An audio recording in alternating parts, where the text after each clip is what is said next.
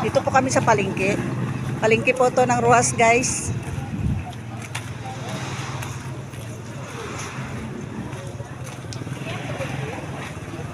Pabili po.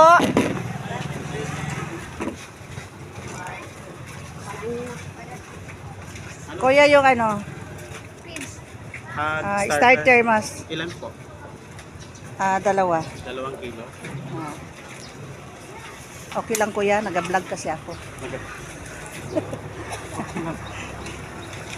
Vlogging sa mga pagkain ng baboy. Pagkain po ng baboy, guys. Kasi pang papakain po ako ng baboy. Ito yung palengke, guys. Palengke na Ruas, guys. Dito. Yan po.